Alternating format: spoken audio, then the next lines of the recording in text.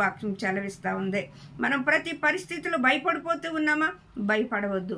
ఒకవేళ కుటుంబంలో ఏ శోధన వచ్చినప్పటికైనాను నీ శోధన నువ్వు చూడకు, నువ్వు దేవుని యందు విశ్వాసం ఉంచు.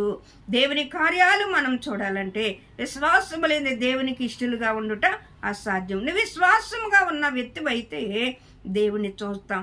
మనం ఎప్పుడైతే దేవుని చూస్తామో మన సమస్య ఎంత పెద్దదైనా మనము దేవుణ్ణి చూసినప్పుడు ఆ సమస్య మనకేమనిపిస్తుందంటే చిన్నగా కనిపిస్తుందండి, చిన్నగా కనిపిస్తుంది. ఎందుకంటే ఆ విశ్వాసములో మన పరిస్థితులు మనకి తుత్తునీలుగా చేయగలిగిన దేవుడని మనం నమ్మినట్లయితే మన పరిస్థితులు మన దేవుని కంటే గొప్పవి కాదు, మన దేవుని కంటే బలమైనవి కాదు, మన దేవుని కంటే మన శక్తిమంతని కాదు. కానీ వాటినన్నిటి నుండి విడిపించగలిగిన దేవుడు నీతో ఉన్నాడని నువ్వు విశ్వాసించి నమ్మిన ఎడల దేవుడు నీ పక్షంగా, ఆయన యుద్ధము చేసేవాడై ఉన్నాడు.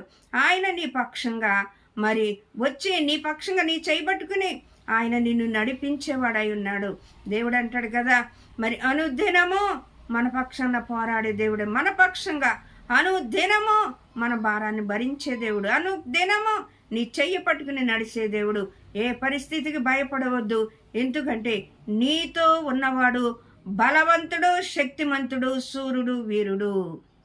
దావీదు అంటాడు కదా, నేను కాదు నీతో యుద్ధము చేసేది, యుద్ధము యెహోవాదే, యుద్ధము యెహోవాదే, నేను కాదు నీతో యుద్ధము చేసేది. అవునండి, మనము యుద్ధము చేయలేం, మనము జయించలేం. మన పక్షాన ఉన్నవాడు మనకు జయాన్ని అనుగ్రహింపచేస్తాడు.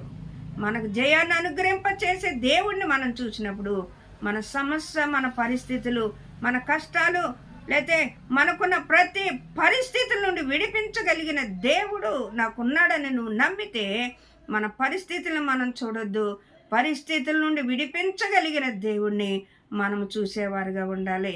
ఇశ్రాయేలు ప్రజలకు ఆ రోజున మరి ఎవరునూ ముందుకెళ్ళలేని పరిస్థితుల్లో ఉన్నప్పుడు మరి బాలుడు విశ్వాసముతో హృదయంలో ఉన్న ఆ మంట, ఆ హృదయంలో ఉన్న ఆ వేదన, ఆ హృదయంలో ఉన్న ఆ ఆక్రందన గొలియాదుని ఎదిరించడానికి ముందుకెళ్ళినట్లుగా మనం చూస్తూ ఉన్నాం. మరి దావీదు కంటే గొలియాదు గొప్పవాడే, కానీ దావీదు పక్షాన ఉన్నవాడు గొలియాదు కంటే గొప్పవాడు. అందుకమ్మట్టి దేవుడు దావీదుకి విజయాన్ని ఇచ్చి గొలియాదు తన చేతితో తెచ్చుకున్న తన కత్తితోటే దావీదు మరి నరికి పాడేసినట్లుగా తల మనం చూస్తూ ఉన్నాం. ఆ తలను తెచ్చి ఇశ్రాయేలు ప్రజలలో దేవుడు ఉన్నాడు అని మరి ఎంతో